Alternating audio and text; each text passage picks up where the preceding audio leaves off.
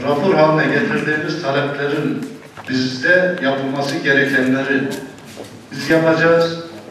Ulaştırmamız gereken belki raporlar varsa biz rapor haline getirip diğer yerlere taşıyacağız.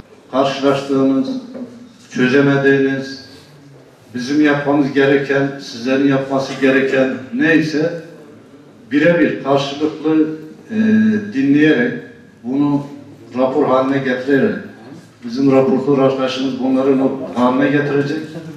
Bütün köylerimizdeki sorunları bir rapor haline getirip ilgili makamlara ileteceğiz. Yani Tarım Müdürlüğü anlamında da hatalarımız olabilir, eksiğimiz olabilir. Sizin karşılaştığınız sıkıntılar, sorunlar olabilir. Bunları bizzat kendim yerinde vatandaştan, üreticilerimizden dinleyerek şahit olmak istedim.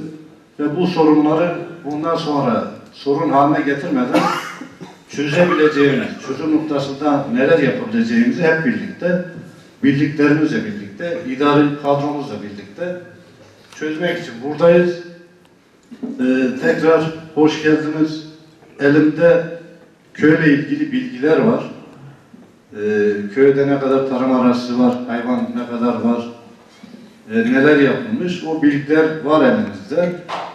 Önemli olan burada hani iyi niyet çerçevesinde hizmete dönüştürmesi açısından, yani köyde bizim ne yapmamız gerektiğini ya da sizlerin bizden ne istediğini, bunu birebir bir ortamda iyi niyet çerçevesinde oturup konuşup o sorunları inşallah beraber çözeceğiz.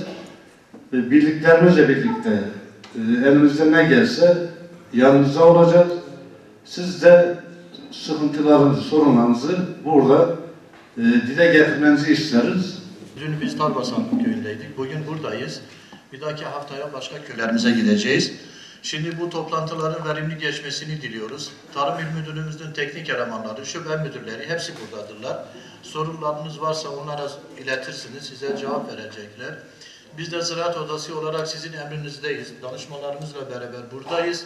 Ne gerekirse yapmak zorundayız ve sizin yanındayız.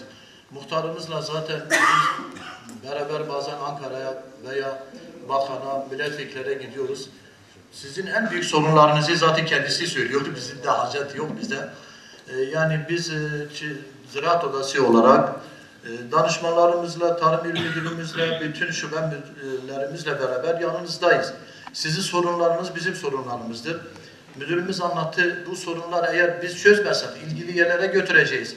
Onlar da çözmezse biz gelip size diyeceğiz ki biz onlara söyledik, çözmediler. Artık gereği neyse siz yaparsınız. Sağ olasın, yani bundan sonra artık Tarım İl Müdürlüğü'yle bütün köylerimizi dolaşırız, ihtiyaçları dinleriz, rapor halinden ilgili yerlere göndereceğiz.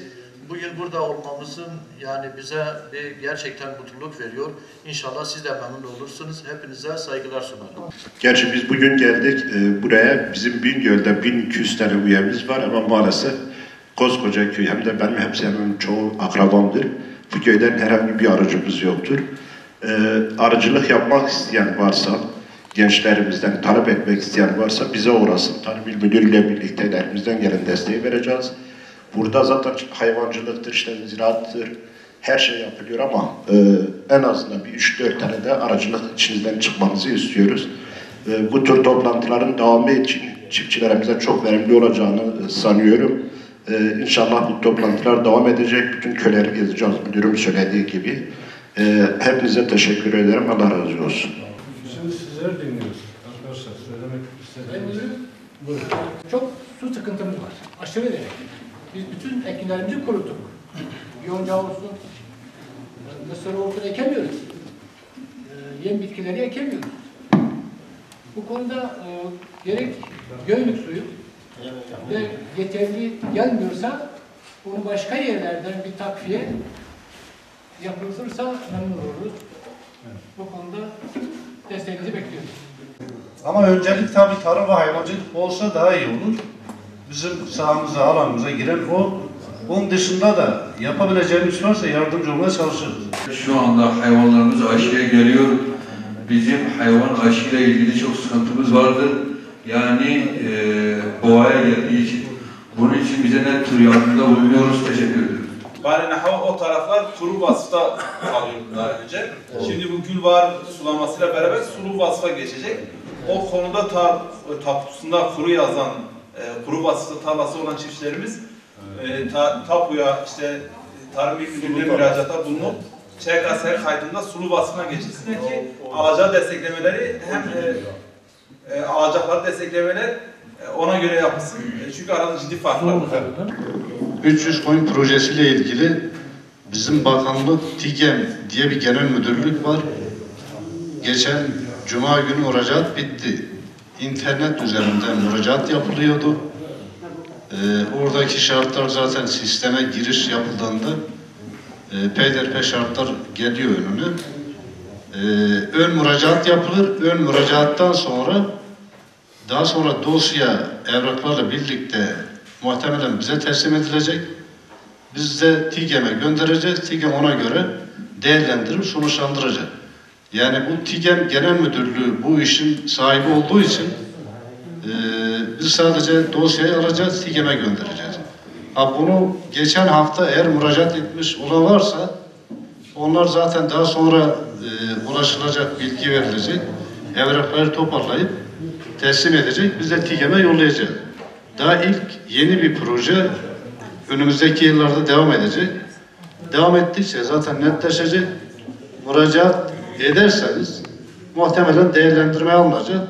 Hak sahipleri de belli olur. Belli olduktan sonra sizlere duyurulacak. Şimdi bunun dışında demin başkanımın dediği genç çiftçi projesi var. Genç çiftçi projesinde müracaat edip hak kazanan üreticilerimize büyükbaşta 2 yıldır devam ediyor. 6 tane büyükbaş hayvan verildi. Küçükbaşta ise geçen sene 37 tane, 2 tane koç, 35 tane küçükbaş hayvan, bir önceki sene 40 tane hayvan verildi. İşte arıcılık desteği var aynı proje kapsamında. Bahçe kurmak isteyene bahçe kuruluyor. Ona destek var. 30.000 lira değerinde hangi projeyi seçerseniz o proje kapsamında genç çiftçi projesi bu sene de devam edecek.